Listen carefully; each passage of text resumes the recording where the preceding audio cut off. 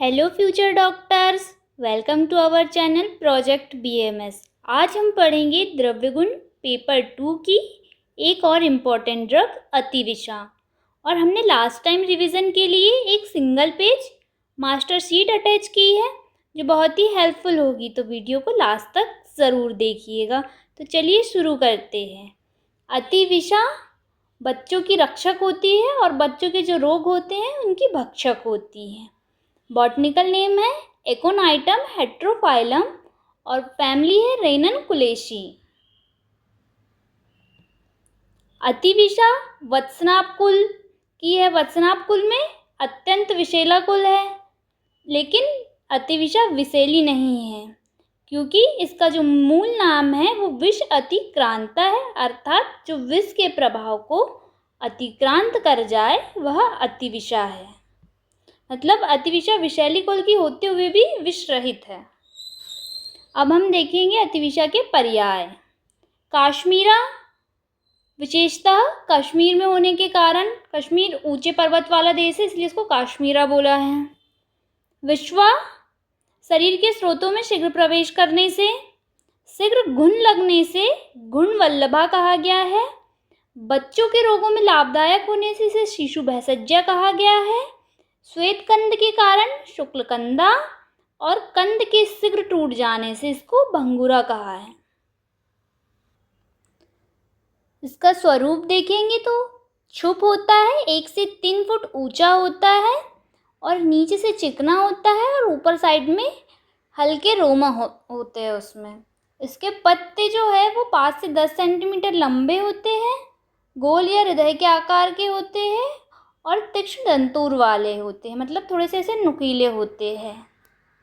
और पुष्प नीले या हरे रंग के होते हैं और फण के आकार के होते हैं। अब इसका प्रयोज्यांग मूल या कंद होता है।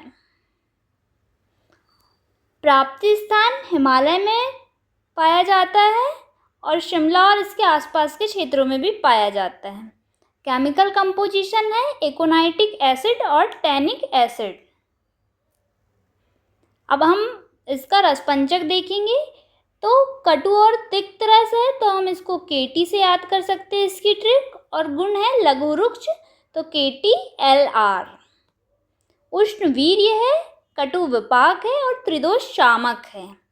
अति तिक्त होने के कारण यह कफ और पित्त का नाश करती है।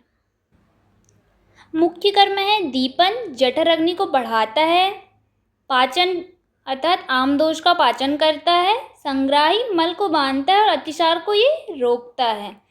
और इसके अन्य कर्म में ज्वर का नाश करता है, कृमि का नाश करता है, बच्चों में जो कृमि होते हैं उसको, और विषघन है और रक्त शोधन करता है। अतिविषा के चूर्ण को शहद के साथ बाल रोग में जो मतलब बच्चों में जो कृमि होता है उसमें प्रयोग करते हैं। और बच्चों के कास, ज्वर और सर्दी में भी इसका प्रयोग करते हैं। गृहिणी रोग में इरिटेबल बाउल सिंड्रोम, इसमें आमदोष के पाचन के लिए अतिविषा को सॉल्ट अर्थात ड्राई जिंजर पाउडर नागरमोथा के क्वाथ के साथ प्रयोग करते हैं। अनुपान उष्णोदक है, अर्थात मतलब जो दवाई हम खा रहे हैं उसके बाद में जो पीते हैं अनुपश्चात पीते हैं अनुपान, तो ये उष्णोदक अर्थात गर्म पानी के साथ पीना है। और आम अतिसार में अतिविषा का प्रयोग ड्राई जिंजर पाउडर के साथ करना है आपको और इसका अनुपान खट्टे अनारदाने का रस लेना है आपको। अब इसके विषाक्त प्रभाव क्या है कि जो इसकी 5 से 6 ग्राम मात्रा जो बिना शोधन के की हो उसके प्रयोग से हमें इसके टॉक्सिक इफेक्ट देखने को मिलेंगे और वो है मुंह का सूखना, हार्ट बीट का कम हो जाना, इनडाइजेशन होना। लेकिन यह मतलब डेथ को कॉज नहीं करती, अर्थात मृत्युकारक नहीं है।